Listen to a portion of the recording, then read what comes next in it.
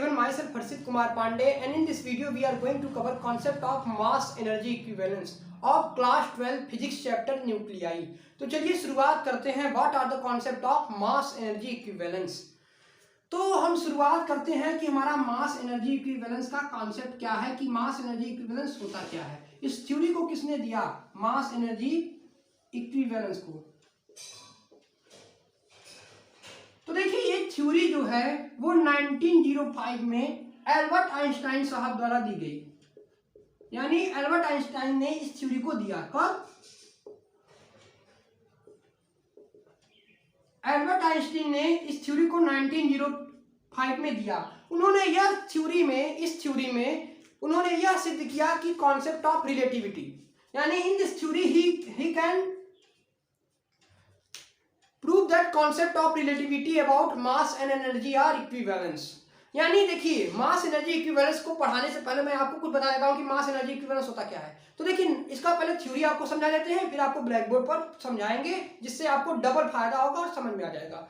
तो 1905 में Albert Einstein साहब ने हमको क्या दिया, उन्होंने यह बताया कि मास, और उन्होंने कॉन्सेप्ट लिया रिलेटिविटी का। यानी मतलब कि इन 1905 Albert Einstein suggests that concept of mass energy are equivalence. He has given that the mass is the form of energy. उन्होंने हमको यह दिया कि मास एक प्रकार की एनर्जी है, और उन्होंने यह प्रेडिक्ट किया कि mass and energy are equivalence. यानी कि मास और एनर्जी आपस में क्या है, इक्विवेलेंस है। यानी अगर हम एनर्जी को इंक्रीज करते हैं तो corresponding mass will be also increased, and this concept is given by mass energy equivalence. और यही कॉन्सेप्ट है आपका मास एनर्जी इक्विवेलेंस। यानी हम इसको लिखते हैं E equal to mc square, तो उसका अलग मतलब होता है। अब आपको मैं अपने भाषा में समझाता हूं इन ब्लैक बोर्ड पर। तो चलिए आप कंसंट्रेट कीजिए आप ब्लैक बोर्ड पर, यहां से आपको आसानी से समझ में आएगा। तो देखिए, तो हमने आपको बताया कि 1905 की बात है कि आइंस्टाइन साहब ने एक्सपेरिमेंट किया। उन्होंने यह पाया कि मास और एनर्जी आपस में इक्विवेलेंस है। तो उन्होंने कॉन्सेप्ट उठाया, देखिए बोर्ड में आएगा तो कैसे लिखेंगे। तो उन्होंने कॉन्सेप्ट उठाया रिलेटिविटी का। किसका? रिलेटिविटी का।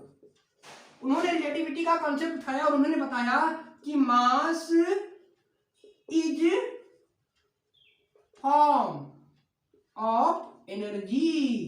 यानी मास क्या है, एक प्रकार की एनर्जी है। और ही प्रिडिक्टेड दैट, और उन्होंने यह प्रिडिक्ट किया कि mass and energy are equivalence. Mass and energy are equivalence means कि if we increase the energy E of a body या एनी मटेरियलिस्टिक पार्टिकल की भी बात कर लीजिए, कि अगर हम क्या करते हैं, अगर हम इंक्रीज करते हैं एनर्जी को, तो किसी बॉडी का या किसी भी मटेरियल का, बॉडी या कोई मटेरियल हो सकता है, सभी की बात कर रहे हैं। देखिए चलिए इसको इरेज कर देते हैं। यानी हम यह कह रहे हैं कि अगर हम इंक्रीज करते हैं energy of a body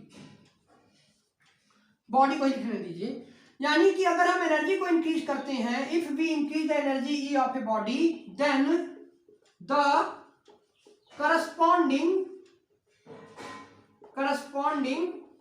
mass will also increases. So this is given by Albert Einstein in 1905 and this theory is known as mass energy equivalence। यानी हम तो लिखते हैं E is equal to mc square, लेकिन यहां पर हम आपको बता रहे हैं m is equal to लिखिए क्या, E अपॉन c स्क्वायर। यहां से आप यह देख सकते हैं कि अगर आप मास को इंक्रीज करते हैं या एनर्जी को इंक्रीज करते हैं, then corresponding mass will be also increased, and this theory is given by Albert Einstein in 1905 is known as mass energy equivalence। तो यही थ्योरी है आपकी concept of mass energy equivalence की। मास एनर्जी इक्विवेलेंस होता क्या है, तो मास energy equivalence क्या है कि मास और एनर्जी आपस में क्या है, इक्विवेलेंस है। तो इसी का नाम होता है मास एनर्जी इक्विवेलेंस है। यानी कि अगर आप किसी भी बॉडी का एनर्जी इंक्रीज करते हैं E, तो उसका मास भी इंक्रीज होता है M।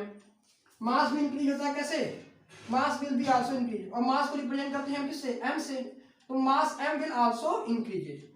एंड जैसे कि आप मास को इंक्रीज करते हैं तो एनर्जी भी इंक्रीज होता है, इफेक्ट पड़ता है। तो अब यहाँ पर हम बार बार मास की बात कर रहे हैं, तो मास होता क्या है, सब क्वेश्चन रह जाता है कि मास क्या होता है। तो मास क्या है, मास इज ए प्रॉपर्टी, मास एक ऐसी प्रॉपर्टी है, प्रॉपर्टी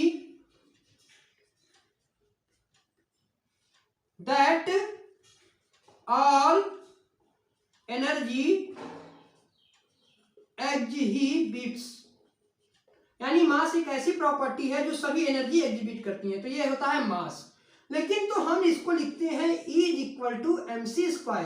इसका मतलब क्या हो गया, इसका मतलब हो गया कि मास जो है, mass is converted into energy.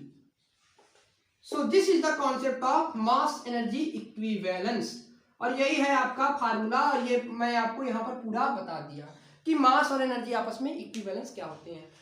तो मैंने आपको बताया कि 1905 में एल्बर्ट आइंस्टाइन साहब एक्सपेरिमेंट कर रहे थे, उन्होंने यह पाया, उन्होंने कॉन्सेप्ट उठाया रिलेटिविटी का कॉन्सेप्ट उठाया, और उन्होंने यह किया कि मास उन्होंने यह प्रेडिक्ट किया कि मास क्या है, एक फॉर्म ऑफ एनर्जी, क्या है, एक एनर्जी का फॉर्म है, ठीक। और उन्होंने यह प्रेडिक्ट किया कि मास एंड एनर्जी यार आपस में इक्विवेलेंस है, यानी कि अगर हम एनर्जी ऑफ किसी भी बॉडी का एनर्जी ई इंक्रीज करते हैं तो वहां पर corresponding mass will be also increase ना। तो यहां से यह हो सकता है कि मास और एनर्जी आपस में इक्विवेलेंस है, यानी एनर्जी को इंक्रीज करने पर मास में भी इंक्रीमेंट देखा गया। तो यही है मास एनर्जी इक्विवेलेंस। लेकिन हम तो लिखते हैं E is equal to mc² ना, तो इसका मतलब क्या होता है कि मास जो है वो कन्वर्ट हो गई एनर्जी में, ठीक। और मास क्या होता है, तो मास एक फॉर्म ऑफ एनर्जी, मास एक प्रॉपर्टी है जो सभी एनर्जी एग्जिबिट करती है। तो ये है concept of mass energy equivalence. तो आई होप ये वीडियो आपको पसंद आया होगा। तो अगर आपको मेरा वीडियो पसंद आया है तो इसको लाइक कीजिए, शेयर कीजिए एंड सब्सक्राइब कीजिए। मिलते हैं नेक्स्ट वीडियो में, तब तक के लिए good bye. Thanks for watching this video.